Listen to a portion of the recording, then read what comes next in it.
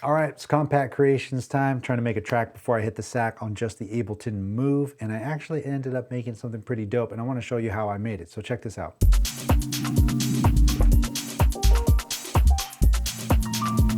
Not bad, right? All right, let's take it back to the beginning where it all started. So we'll start off with some drums. Oh, definitely not these drums. Yeah, I'll go with this one here. So easy peasy. Throw down the step sequencer, right? That's cool. Hit capture. Whoa, what tempo are we at? We are really fast right now. 132. Let's try 126. That's cool. And I'm gonna quantize that. Oh man, is there no way to? Oh, this is gonna be tricky. So I want to quantize just this. Is that possible? All right, having them perfectly on the grid ain't gonna work either because the other hat is so far off when I played it in, but I like the swing of it. So I'm gonna put these notes in manually, right? Basically perfectly quantized, but I'm gonna see which of these notes I can kind of like put on and off to make them kind of line up. Like this one, and maybe this one. So this one needs to be a little later. That's cool. We're gonna go ahead and double this loop length. That's fine. Yo, I've been falling in love with this capture button because you just play, have at it, and then you find something that's cool and you just hit capture. But the only thing is you gotta make sure you are perfectly playing on the one, because if you're not, it's gonna capture this like weird loop length and it's kind of a pain to edit it and get it on the one, if that makes any sense. Anyway, let's see what they got, right? So we're gonna go to pads.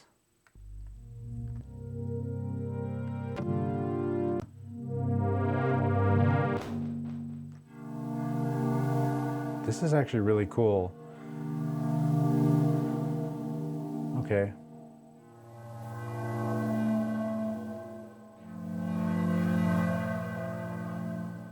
Yeah, I actually like that. So see, this is what I'm talking about. I play this in without anything. Let's see if capture grabs it correctly. It kind of did, right? Yeah, not really, because it also captured 1, 2, 3, 4, 5, 6, 7 bars. I'm not complaining, but I'm just saying, like, be wary. Capture is really dope. I love it a lot, but sometimes it doesn't work exactly as planned. This is just a 2-bar loop though, so I can hold this down, see that we have 7 bars here, and just select the first 2 bars. And now looking at our step sequencer, I can see that this step has that note on it and not that note on it. So I'll just put that there, take this one off. This needs to be on the 1. I want to copy this note. Oh, is this a 4-bar loop? I think it's 4 bars actually. Yeah, it's 4 bars, my bad. So now that we're here, we're gonna go bar 3, bar 4. And on bar 3 is where I want to paste. And go back here, turn that off, bar 4. All right, let's get some bass going on in here. Let's go all the way to the top, bass.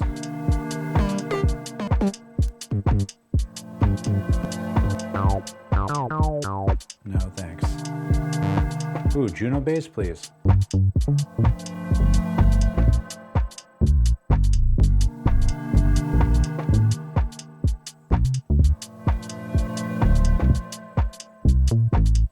Okay, that was cool. We're gonna capture that. And looking at it, maybe I just want these last 4 bars. And I'm gonna quantize them. I have my quantize set to 80% just to leave a little bit of life in there.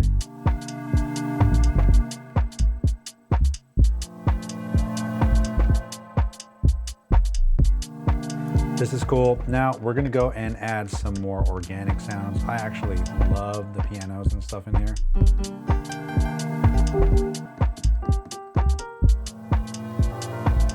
Now we're gonna go over, instead of a channel EQ, we'll go back and add another reverb here. And we'll do reed and a tail.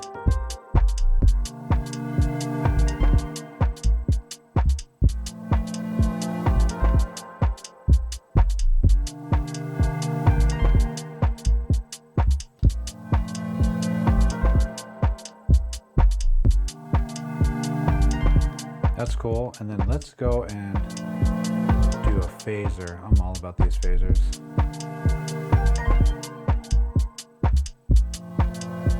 Now this is cool. Now check this. I'm gonna hit just copy, just without pressing anything else but itself. It's gonna copy that over into a new cell to try out new ideas. And I did the same earlier when I did this, which is why this is here. So these two should technically kind of basically be the same, but whatever. I'm gonna go ahead and delete that because I think I accidentally copied that over. So we have that. I'm gonna put this here, and I'm also gonna put that there. We have this new scene, but I'm gonna delete some of this stuff so we can kind of start building like a track up. And in our drum rack here, or yeah, I guess it's called drum rack, we have a couple of samples here that we don't need. So I'm gonna just go ahead and choose a new sound for them. So we're gonna go to drums, hi-hat, and I'm gonna look for a hi-hat open. Ooh, can I preview this in?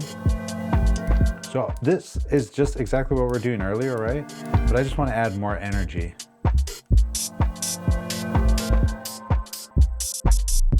Oh, so this ain't doing what it's supposed to be doing. So I'm gonna go to our filter setup and change our envelope mode to trigger mode. Gate basically means it's holding it down for that whole step because I just entered it in manually. But the mode that I have it set to now, which is envelope, is just gonna be a simple, quick little trigger. That way I have more control using our decay and our hold time. So we wanna hold it a little bit, maybe 20. That's fine, 40. And then soften up the tail. That's cool. And then what about pitch?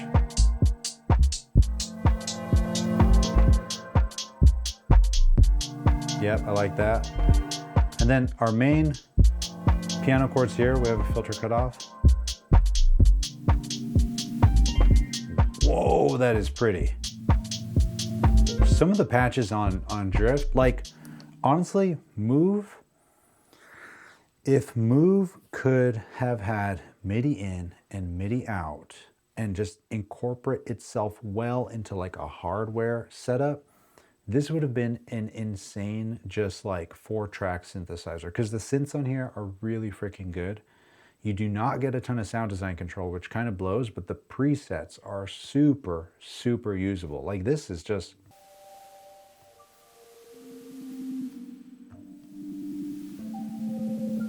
it's so pretty.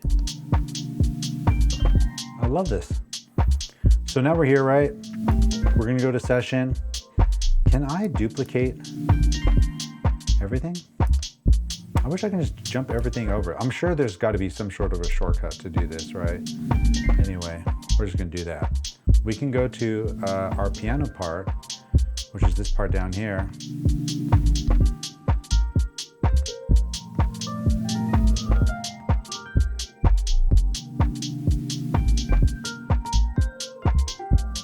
Oh, there's an ARP in here. I just have no idea how to turn it on.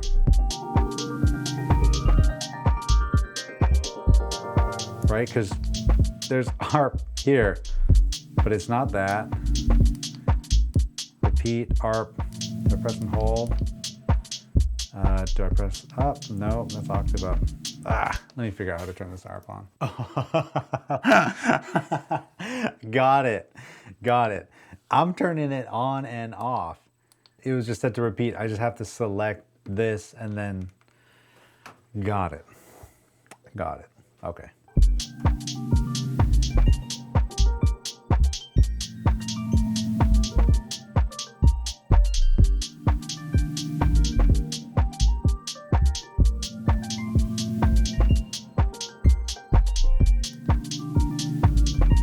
Nailed it. Nailed it. Oh man, thank you, Capture. I was playing it in, not even sweating, minus the heat in the studio, but just because I knew Capture was there. Now, we're here, right, in this track. I want this step to have this filter cut off always. And then when we go over to our following step here, I also want it to be about the same. So I'm just locking in that filter change. Because then if I go and launch this, now if I go into this track, I can turn the filter up. But then if I launch this part, it's gonna drop it down. Now, in that drum part here, I want to just delete the kicks. And if we go back here, I'm gonna duplicate this here, and then we can let this one play, right? So it's gonna go.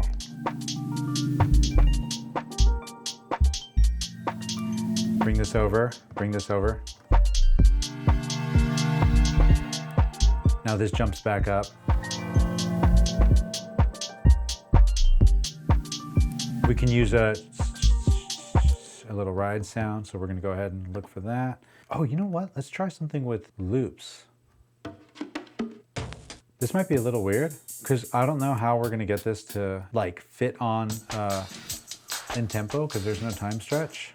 This is gonna be a good challenge. Okay, so we're gonna go back to main bank. Now that we're in main bank, we have stretch, but I don't think I can. So stretch is only gonna stretch it longer than it needs to be, but that's not what we need. We need shrink, right? We need to shorten it up. So the only way I can think of doing this right now is gonna be with transposition and making it play faster, which will shorten it up. So let's go really high up. And then just,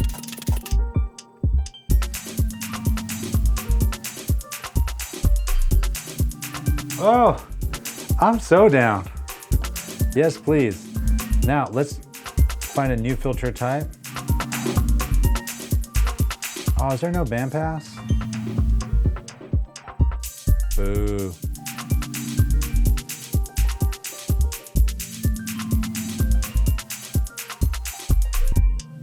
Okay.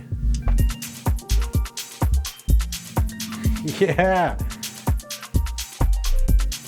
All right, this is cool. We're gonna go back to session. Now let's see what this sounds like here. And instead of being 4 bars, I just want the last 2. Now we're gonna go and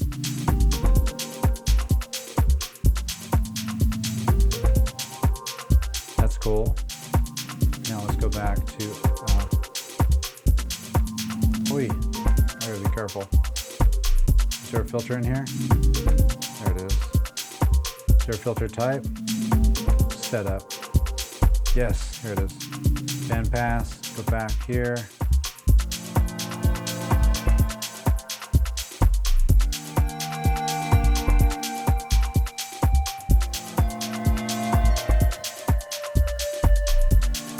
Oh, that's right.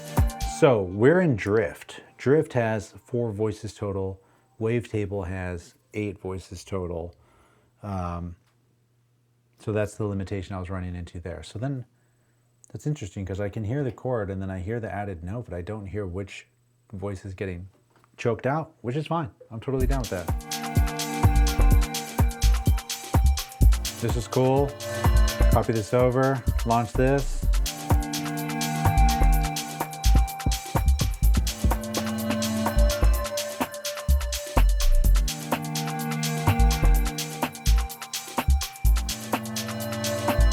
Yep, that's cool. So what I'm gonna do now real fast is we got this section here, right? We're gonna do it again here, bring this here. I'm gonna go into our drums and actually, instead of muting it, I'm just gonna delete the kick, unmute it here, bring it back. And let's just stop the little, that part, and then this part here, we'll also just bring this back. All right, now let's see how far we can really push this with the dynamics. We got the punch glue on here. When you're just in session mode here, you're either in session mode or you're in note mode. And I really like that because you don't really have to go anywhere, you're always somewhere. It's hard to kind of get lost. So let's go ahead and start cranking this up a bit and see how crazy this can get. So I'm just gonna go full wet on the compressor. Turn our threshold down. I like that you have these kind of low gain, mid gain. Ooh, that is ear piercing. Compressor high pass.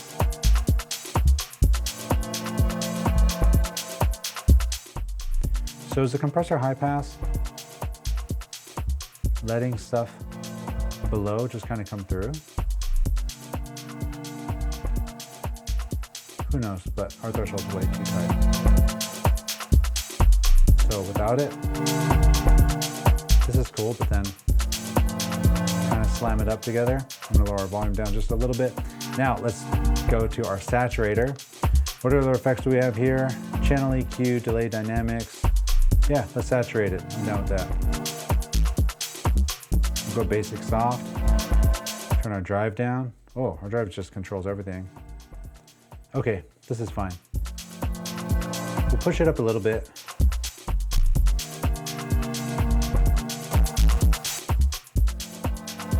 I kind of like that sinoid fold. Yo, this sounds insane.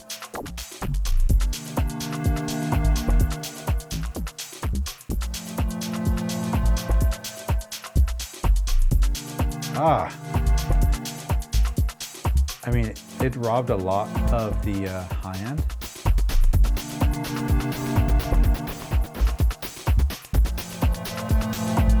There it is.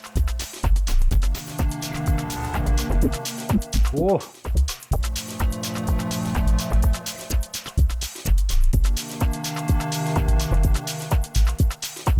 Without it, this is cool, but yo.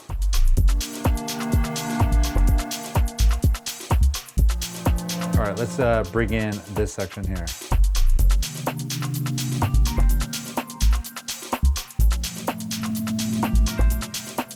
With the kick. Yo, I appreciate you, my friend. Thanks so much for coming by. Hope to see you again next week. Until then, you already know the drill. Share the love, share the knowledge. Knowledge is power. Peace.